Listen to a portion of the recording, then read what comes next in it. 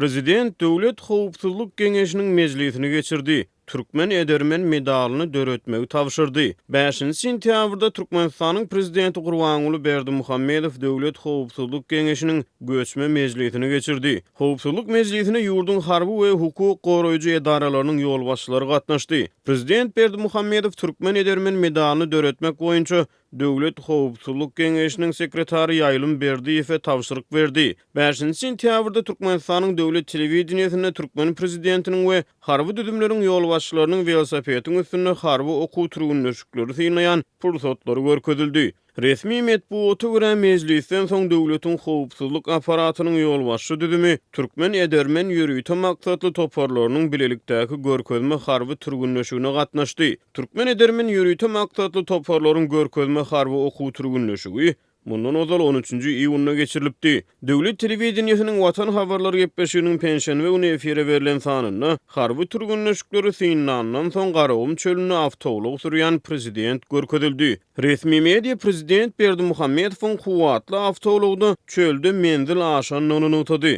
Hem de Garawum çölünün aýratynlyklaryny mahabatlandyrdy. Taryhy çeşmeler geçmişde Türkmen taýpalarynyň Garawum çölüni harby maksatlar üçin gaçyp atalygy hökmüni ulananyny habar berýär. Türkmenistana Döwlet Howpsuzlyk Geňeşiniň mundan ozalky mejlisi bir ay mundan ozal prezidentiň saglyk ýagdaýy barada çykan habarlaryň fonuny 7 awgustda geçirilipdi. Resmi mediýanyň ýurdun goranyş kuwatyny we türkmen goşunyny şahsy düzümiň durmuşy üçinçiligini mahabatlandyrýan wagty Azatlyk radiosynyň yerli habarçylary Türkmenistanyň harby bölümlerde eskerleriň ýaşaýyş durmuş şertleriniň ýagdaýynyň gowşokdugyny, olaryň käbirleriniň zulüm süteme we kemsitmeleri sebäwar bolýanlygyny hemde paýta ýygyny möhüminde harbylaryň köpçülikleýin ýurdun paýta meýdanlaryna uğradylýanlygyny habar berýärler.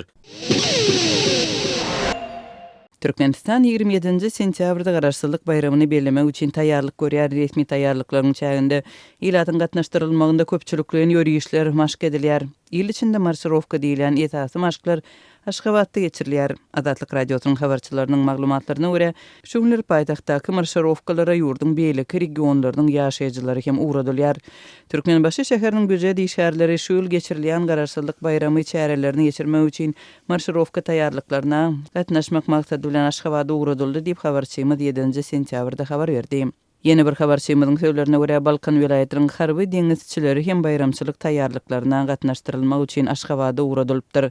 Harby deňiz floty we fort işgärleri parada taýýarlyk üçin Aşgabada iýulyň ortalarynda ekidildi. Henizem taýýarlyklar dowam edýär diýip Balkan vilayatyndaky habarçymyz aýdýar. Onuň söýlerine görä bu ýagdaý harby deňizçileriň özlerine we maşgallalaryna kynçylyk döredýär. Bolaryň Türkmenbaşyda galan maşgallalaryna kynçylyklary döredýär. 3 ay komandirowka döwründe ofitserleriň öýlerine gitmegine ruhsat berilmeýär. Sebäbi prezidentiň howpsuzlygy üçin diýerler diýip habarçymyz aýdýar. Azatlyk radiosu bu maglumaty Türkmenbaşy şäherindäki we Aşgabatdaky resmi çeşmelerden tasdiklap bilmedi. Türkmenistanda harby parat Garaşsyzlyk bayramy münasibetli geçirilýän esasy dawaralaryň biri bolup, harby bölümler bayramçylyk güni Aşgabatyň Garaşsyzlyk meýdançasynda prezidentiň köşküniň öňünde ýerleşdirilen döwlet tribunasynyň öňünden geçmeli bolýarlar. Harbilerden başga da döwlet tribunasynda duran prezidentiň öňünden türgünleşdirilen döwlet edaralaryň işgärleri we studentler ýöräp geçýärler. Soňky ýylda Türkmenistanda uly harby parat bilen Garaşsyzlyk seneti 2017-nji ýylda bellenipdi. Şonda ir saat 10-da başlanan we 1,5 saat çemeti dowam eden paradyň gatnaşyjylary 10 miňlerçe adamdan ibarat bolup, olar dawaranyň geçmeli ýerine 7 saat öňünden, ýagny daňdan saat 3 töwereginde barmaly edilipdi. Türkmenistanda şu ýyl döwlet garaşsyzlygynyň 28-nji ýyl dönümini bellemek üçin resmi taýýarlyklary awgustyň başynda bat berilipdi. Şondan beri Aşgabatyň dagdan stadionunda maşklar geçirilýär. Azatlyk radiosynyň Aşgabatdaky habarçylarynyň söýlerine görä, bu ýerde günde ýerden geç akşama çenli geçirilýän repetisiýalary döwlet edaralarynyň, puwdak kärhanalarynyň, harbiýleriň we ýokary okuw jaýlarynyň okuwçylary gatnaşdyrylýar.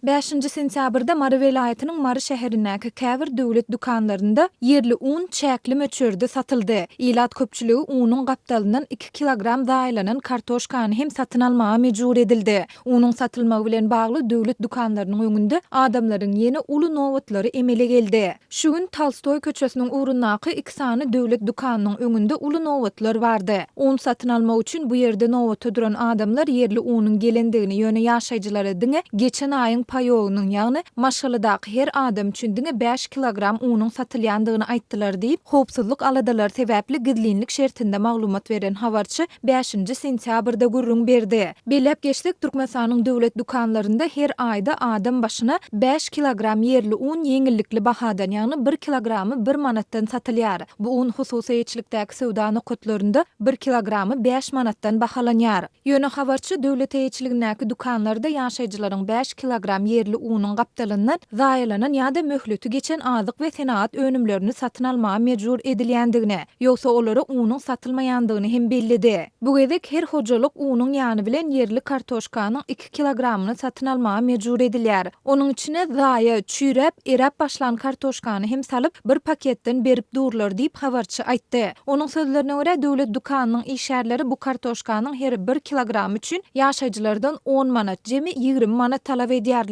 Ýöne hususy eýçilikdäki dukanlarda bu kartoşkanyň 1 kilogramy 7 manatdan satylýar. Şeýle-de bu dukanlarda ilat köpçüligi kartoşkany saýlap seçip satyn alyp bilýärler. Adamlar närazy, olar nägileliklerini açaçan aýdýarlar. Ýöne dukan satyjylary olary gulak hem asmaýar. Adamlar uny hususy dukanlardan satyn alsalar, mundan hem gymmada düşjekdigine düşünüp, alaşsyz kartoşkany satyn almaga razy bolýarlar diýip habarçy bellidi. Şeýle-de ol döwlet dukanlarynyň her biriniň öňündäki nowatlara serjant giyimindäki 2 harwynyň we raýat eşigindäki adamlaryň gözegçilik edýändigini hem aýtdy. Türkmen häkimetleri ýurtdaky un we çörek gytçylygyny ne tasdiklap, ne de inkar edip çykyş edýärler. Ýöne ýurtda dowam edýän azyk üçünçüligi bilen bagly problemalaryň fonunda Prezident Gurbanuly Berdimuhammedow 4-nji sentýabrda Türkmenistanyň sowda we daşary ykdysady ara gatnaşyklar ministrini wezipesinden boşatdy.